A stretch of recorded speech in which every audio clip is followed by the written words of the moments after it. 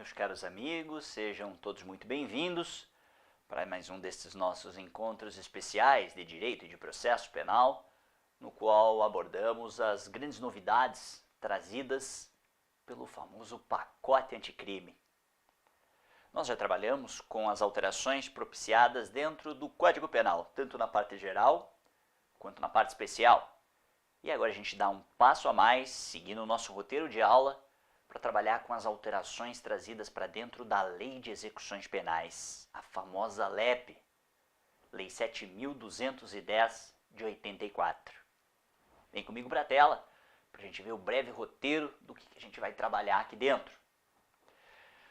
Falando ainda sobre o pacote anticrime, Lei 13.964 de 2019, que entrou em vigor agora no início do ano de 2020.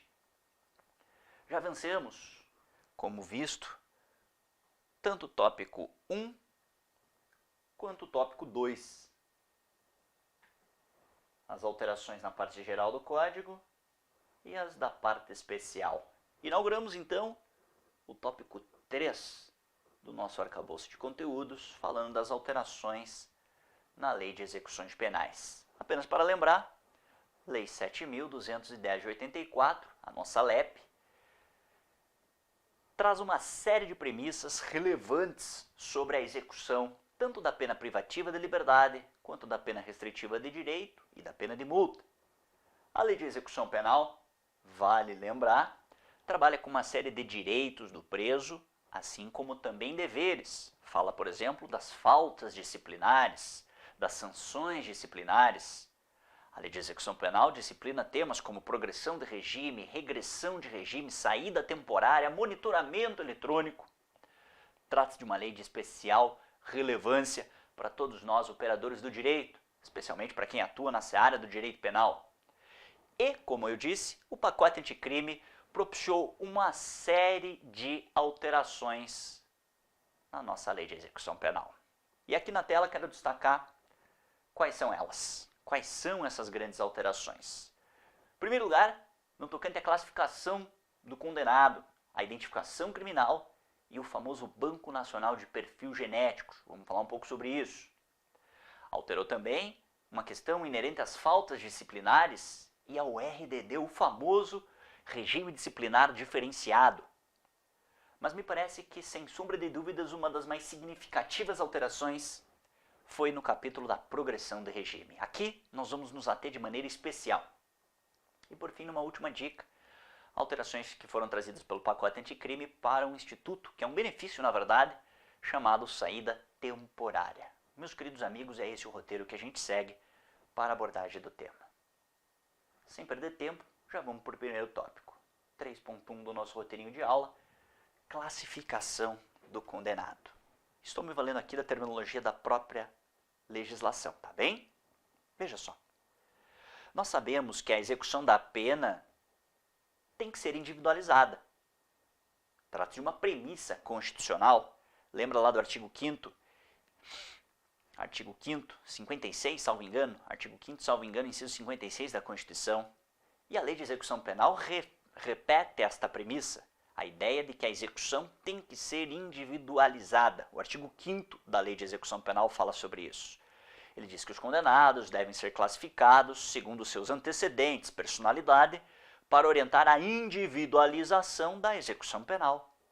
Então é uma premissa que rege a execução da pena.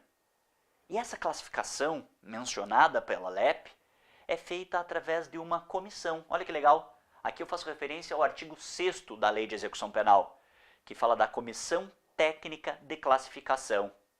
Esta Comissão Técnica de Classificação é que é responsável por elaborar aquilo que se chama de programa individualizador da execução da pena.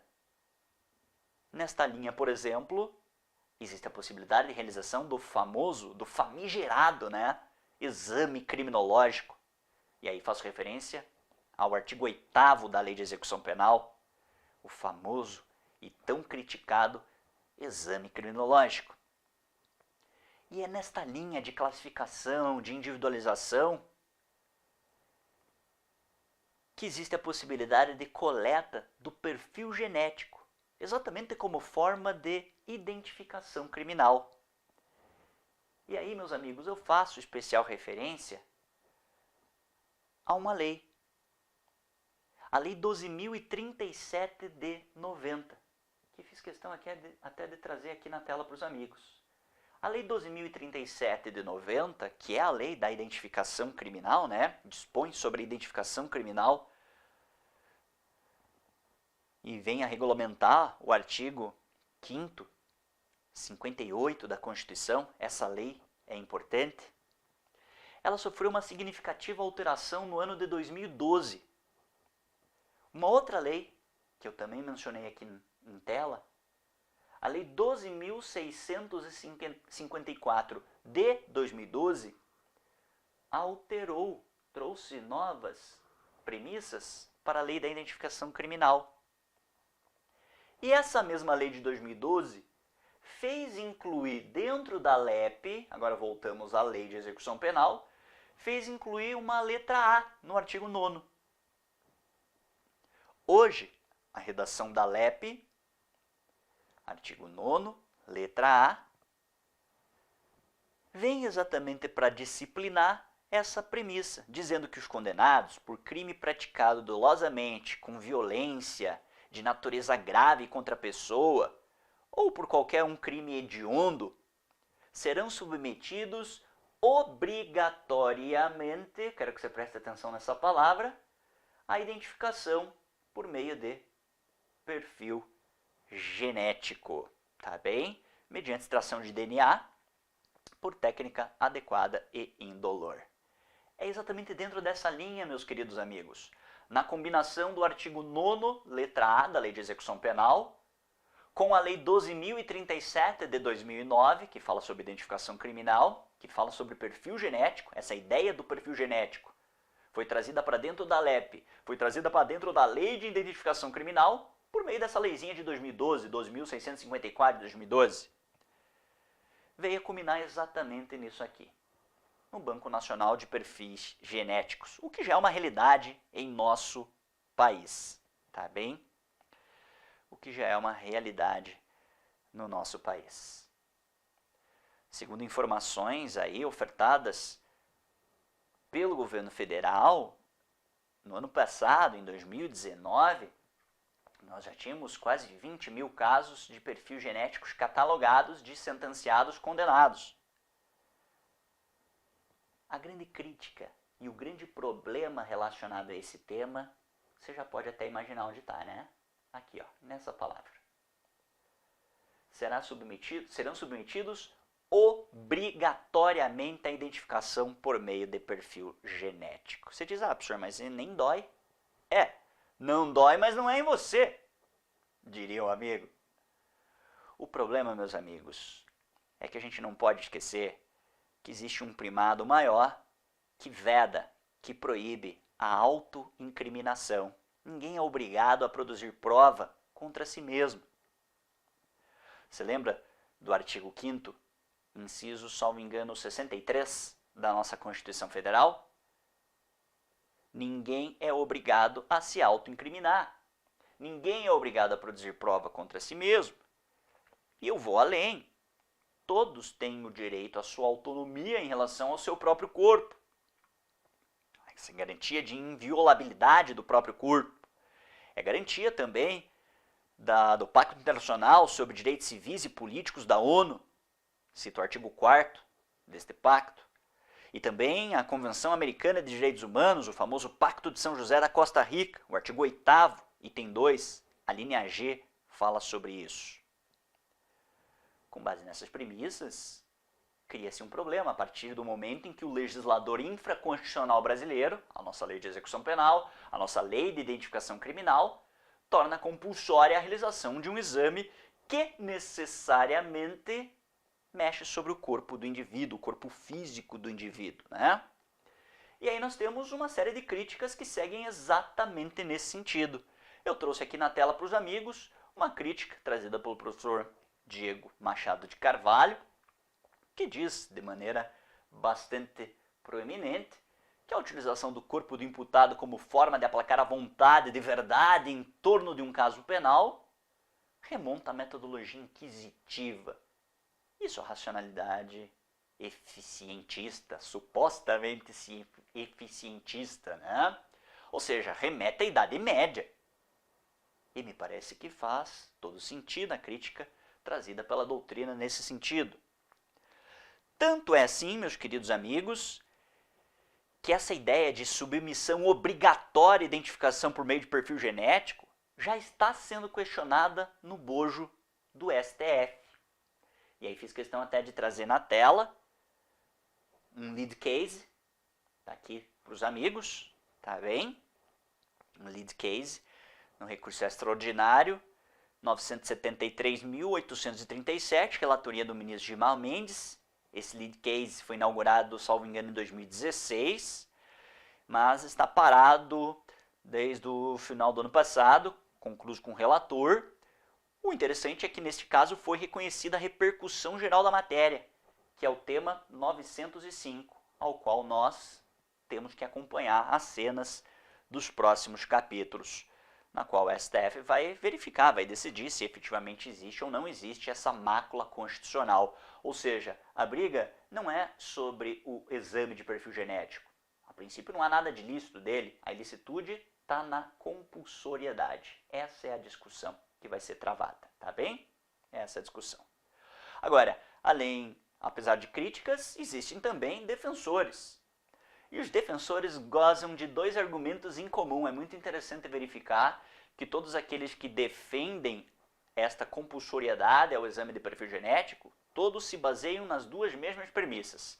Uma delas, um interessante caso, julgado pela Suprema Corte dos Estados Unidos, né, que é o caso Chamber versus Califórnia, de 1966. É esse o caso, um caso paradigmático sobre a análise do tema, na qual a Suprema Corte norte-americana fez uma distinção entre procedimentos coativos que requerem obrigatoriamente a participação ativa do acusado, de outros procedimentos em que o acusado é apenas uma simples fonte passiva de elementos de prova contra si.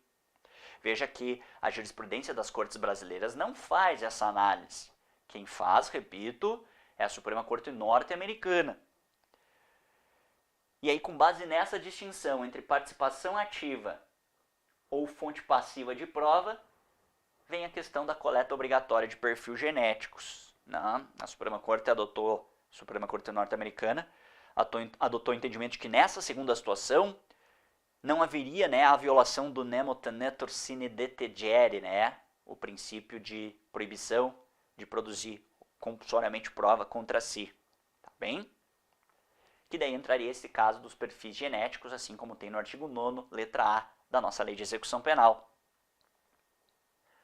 E um outro exemplo que eles usam para defender a possibilidade compulsória da realização desse exame vem do Conselho da Europa, tá bem? Onde a matéria é tratada, sendo objeto inclusive de algumas recomendações. E aí trouxe uma delas, por exemplo, a recomendação R87, número 15, de 17 de setembro de 1987, tá bem? Pontuado de maneira pormenorizada esse tema, a gente vem então para as nossas conclusões, tá bem?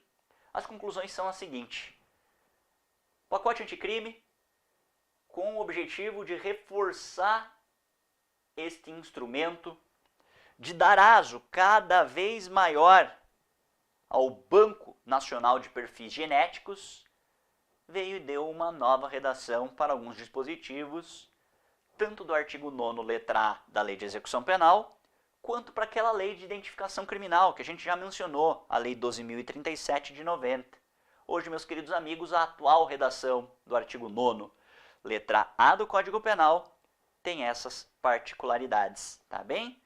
Veja que temos um parágrafo 1º, letra A, um parágrafo 2º, 3º, 4º, vedações nos parágrafos 5º a 7º, e um artigo 8º, também novidade do pacote anticrime, dizendo que constitui falta grave se o preso condenado se recusa a submeter ao procedimento de identificação por perfil genético. Veja que este parágrafo 8º em especial é uma forma de coibir, forçar mesmo o condenado a fazer o exame, porque se ele não fizer, ele estará cometendo uma falta grave e, de consequência, se submeterá a todas as idiosincrasias decorrentes do cometimento de uma falta grave, regressão de regime, interrupção de prazo de progressão, perda de dias remidos, ou seja, complica demais a vida do sentenciado.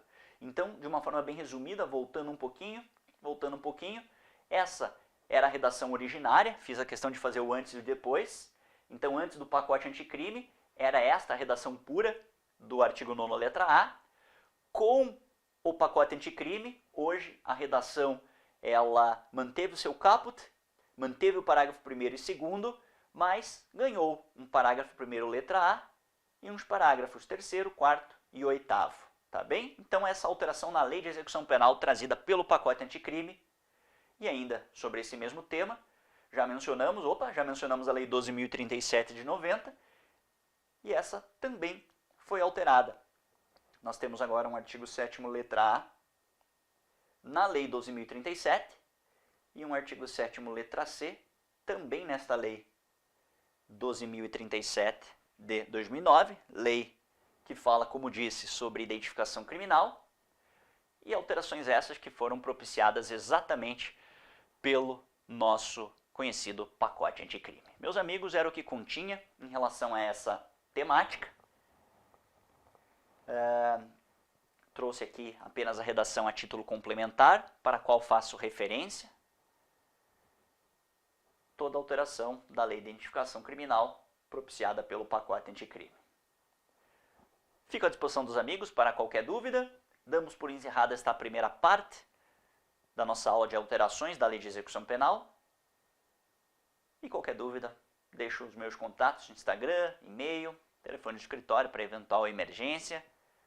E fico à disposição dos colegas. Daqui a pouco a gente volta para dar continuidade à abordagem dos temas pacote anticrime. Obrigado pela atenção e até já.